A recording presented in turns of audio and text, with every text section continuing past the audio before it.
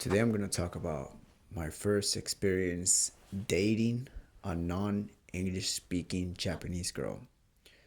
Now, we're not together right now, but I'm going to share with you my experience so we could all learn from my failures during this short relationship. It lasted about 3 months, and I learned a couple things from this experience. It was very new, it was very interesting. There's a lot of things, there was a lot of confusion on my part. I didn't know what was going on sometimes, but I think we should talk a little bit about this because I feel like as like a non Japanese person, a lot of things are new, things are exciting, a lot of things are new, exciting, but a lot at the same time you're kind of put, well, at least in my experience, you're kind of put in the spot where like you're like don't know what the fuck is going on. My I've been studying Japanese for about two years now, and my Japanese has gotten to a point where like I can have like easy conversations. I can I can flirt in Japanese now. I can hold the conversation to a certain extent, but a lot of the times when somebody says something to me, I probably don't understand it fully, so I get to miss a lot of points, right? So that's just sort of the context that everybody should be aware of, right? So I think in the beginning of the fall last year, I met this girl, and during this time, I had my ducks in a row. I had things going on for me in my life. I was in a really good place, right? I had good high energy, and I met this girl, right? At first time meeting her, I didn't really pay too much attention to her because I didn't notice, right? But then I think like maybe like two or three times after like seeing this girl, we were like in a group setting, correct? uh, After like three times of like being in the same place together, I felt no, she was trying to get my attention, right? And so oh my god, so I went over there and I started giving her a little bit more attention. I started speaking to her a little bit, and I found out she was pretty cool. We had a good energy, a good vibe, and yeah, and that was it. But I kind of missed an opportunity right there because I know that she wanted to hang out because she kind of hinted at it. And so, anyways, the next time I saw her, I got her contact information, and we started like texting a little bit. We didn't text that much actually because it's not really my style of text. I don't like texting that much. I rather do phone calls. But during this time, I know she was interested. She didn't speak. She was studying English, but she did not know how to speak English, right? Because I would primarily just talk to her in Japanese, and if I were to like say something in English, she would reply back in Japanese, and that was the rhythm that we had. But that was something that that was looking for, right? I think it sounds a little fucked up to say, but during this time I was looking for a non English speaking Japanese girlfriend, because not only was I wanted to get a good experience out of like dating a Japanese person, I wanted to understand the culture a little bit more. It sounds a little fucked up, maybe it's a little fucked up, but karma will bite me in the end later down the road. Anyways, and I also wanted to test my Japanese speaking ability. I wanted to see how good I was in Japanese at the same time. I want to see if I could handle a situation like this. I was kind of putting this pressure on myself while I was like talking to this girl, right? And so yeah, so we made some plans. We went out. I took her to like hiking for our first official dates, and then she was cool. We had a good experience. We were able to communicate to a certain degree, right? There were some things that I didn't understand, but it was like we were just still getting to know each other. So the conversations weren't as dense, I would say. And so, some time went on, and I think on our second date, I kissed her. I kissed her, and I knew about the kokohaku culture, which is like the confession of love. When you're dating a Japanese girl, you have to do one of these, apparently. I knew about this culture, but I was like, let me slide in some of my Americanness into this relationship. And so I ended up kissing her on the second date. We just went out for like ramen, something super cheap and simple. So I kissed her on the second date, and we kissed for a little bit, but because we were also in a public setting, she kind of like stopped it, right? Or maybe it was because we were in a public setting, or it wasn't that public. It was at nighttime. It was a little dark, but there were still people around. So like she cut it off, and it could have also been because I didn't make a kokohaku So there's still a little bit of this Japanese mentality type thing, right? So yeah, so I was like, all right, success. I got the kiss, and yeah, and then we split it off. And then on our third day, I took her somewhere else, out a little bit outside of Tokyo. It turns out it was actually close to her hometown, and I didn't know because she told me where her hometown is. But I'm so oblivious that I don't understand a lot of things that she was telling me, so I kind of missed that. And so I took her somewhere else, and then I did a kokohaku for the first time in my life. I was like, but I did it wrong. I did it wrong. I was trying to be funny, and I was like, from this point on, you are mine. I said that in Japanese, but it didn't work. It was not funny. It was a total flop. I failed. And she just looked at me like, eh, どういうこと? Like, she was like, what the fuck is wrong with you? And then I apologized. I caught myself. I apologized, and I did it correctly. She said yes, and then we were boyfriend and girlfriend type thing. And so yeah, so we started off this relationship. It was nice, it was playful, it was exciting. And I think at this point in time is when things started getting a little bit more interesting, in terms of the way I started thinking and stuff like that. Because prior to this point, she was just a girl that I met. I wasn't thinking too highly of her. It was just, I was just having fun, right? And I wasn't putting too much stress on it because I was just still playful, right? But then after this kokohaku thing, I think this is just cultural differences, right? And I'm still not sure about this, but in my head, you know, in my mentality, because I'm American, we don't have this kokohaku culture. We don't have like this, like straight asking of like, will you be my girlfriend? I like you, will you be my girlfriend type thing. We don't have that. So I think after this, my brain started getting a little bit unbalanced because I felt like I committed myself to this girl, right? And I don't know if it's the same thing in the Japanese mentality. I'm still trying to figure this out. I'm playing with this idea in my head, right? I don't know if in her head, because, you know, if you like somebody, you want to start dating them, you have to do one of these. And so you end up getting like a lot of these during your life or something. I don't know what her experience is. I don't know what the actual Japanese experience is. I still have to keep on asking my Japanese friends and asking them about this. But I don't know if in her head it was still kind of like casual type thing, right? I don't know if it was like casual. I understand that, all right, we're boyfriend and girlfriend type thing, but at the same time, there's still like this sort of space between us type of thing. But in my head, like once you're boyfriend and girlfriend, like in the US and stuff, you're already kind of tight, right? So there might have been a bit of like this cultural difference right there. But in my head, I was like, all right, so I expect this from my girlfriend. And so I had this mentality. I expect this from my girlfriend. This is the way we should kind of be. We should be a little bit tighter and stuff like that. But that wasn't really the case. There was still a lot of space between us. And I don't know if that's just different way of thinking and stuff like that. But yeah, that was something that I was like kind of like struggling with a little bit because I already like made this confession. I already told her like, hey, I like you and stuff like that. Actually, I didn't say that. I didn't. I just asked her to be my girlfriend, right? But there was still like this certain space between us. And then it was this another thing that happened. You know, after we had like a little bit of fun in the bedroom and stuff like that, I think the first or second time she ended up saying I love you, right? She ended up saying I love you, and this was probably like within the first month that we started dating, right? First month that we still let me see. This is probably like around our fourth date, right?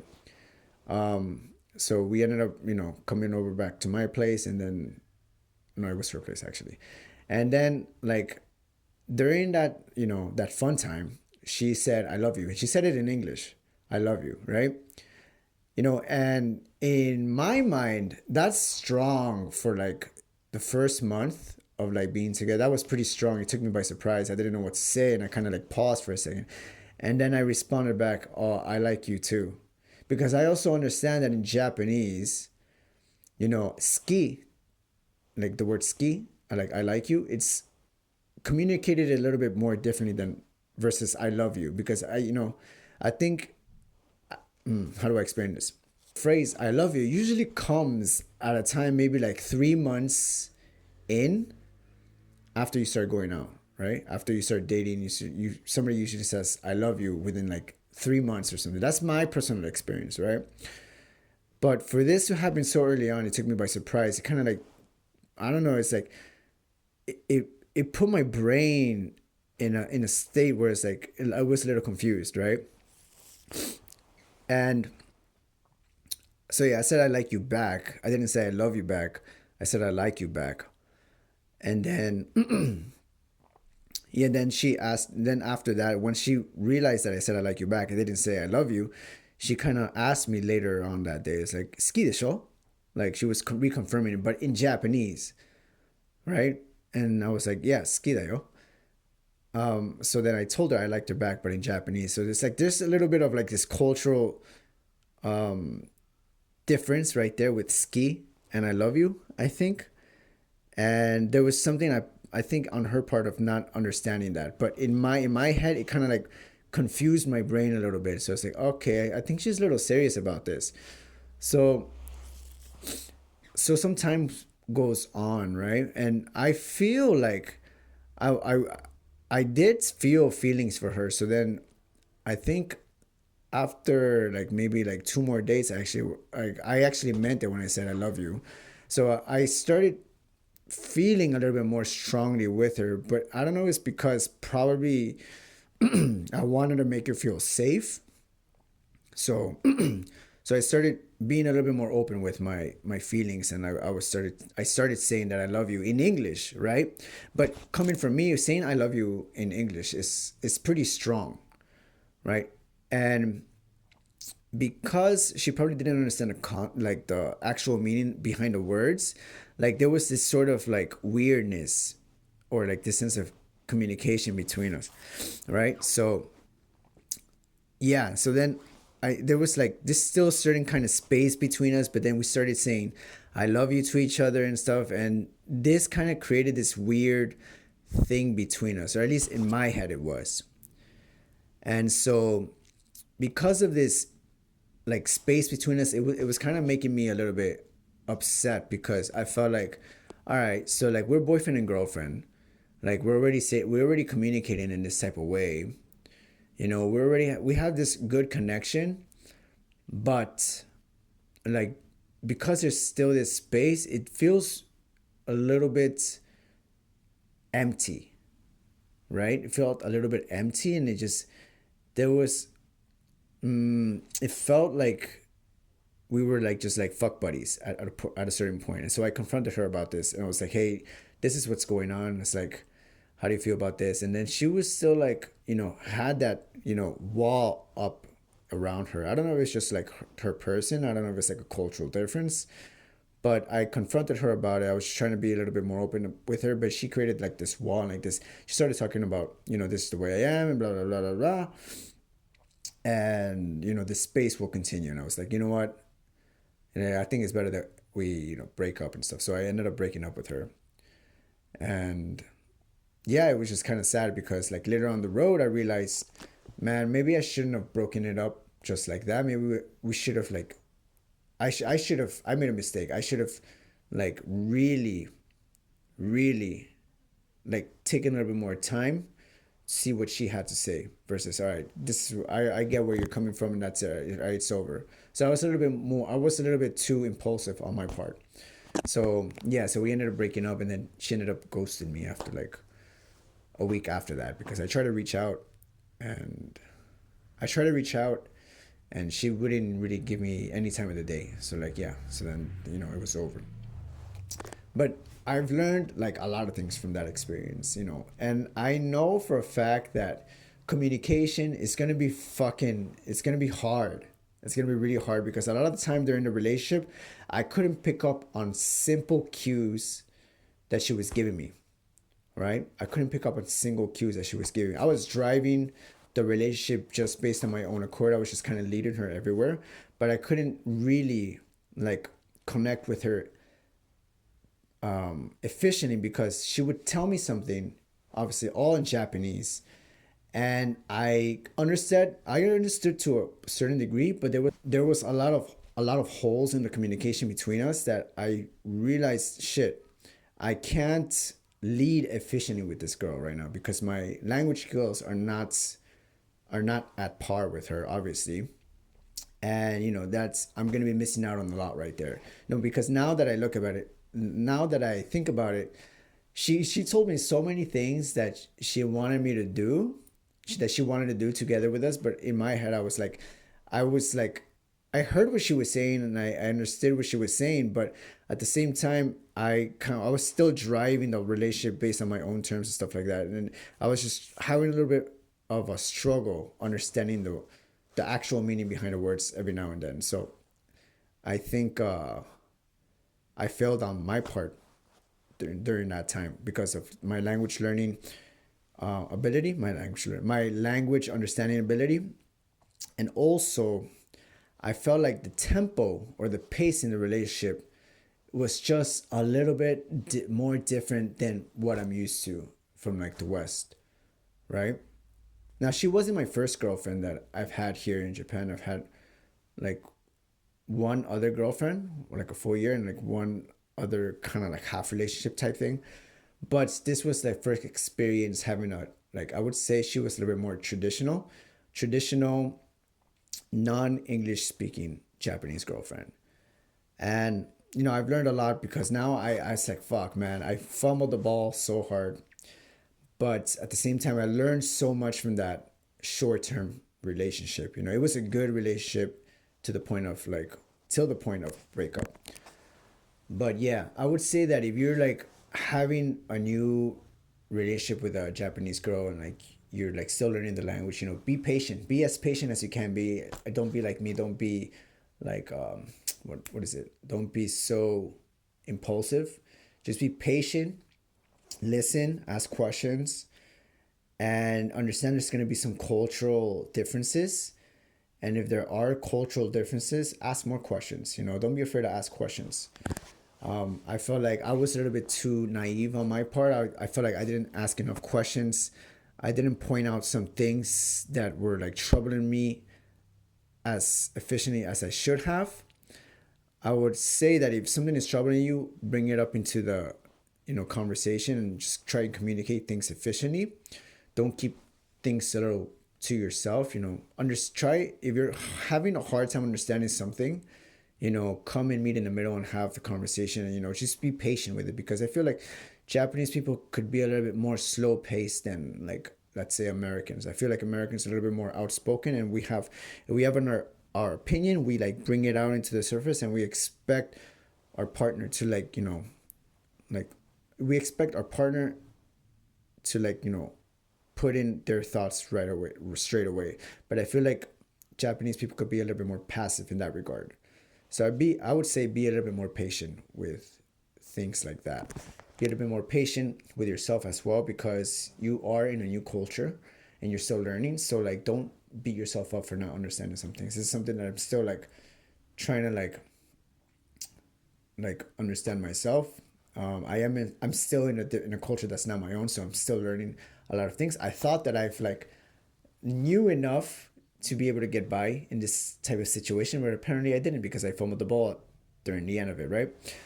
But yeah, we're still learning.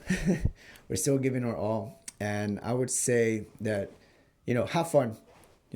Have fun with the relationships that you're given here in Japan. Be grateful for what you get, and yeah, I hope you guys enjoy whatever life you're having here in Japan. If you're like having a new relationship, I wish you the best of luck. It's gonna be a good time, I hope.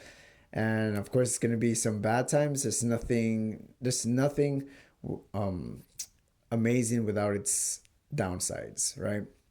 Anyways, guys, I'm gonna close off with that because this has been a long video. I hope you guys have a good day. All right, guys, thank you guys so much for listening. I'll see you guys in the next one. See you guys in the next one. Sayonara. Damn, that was long.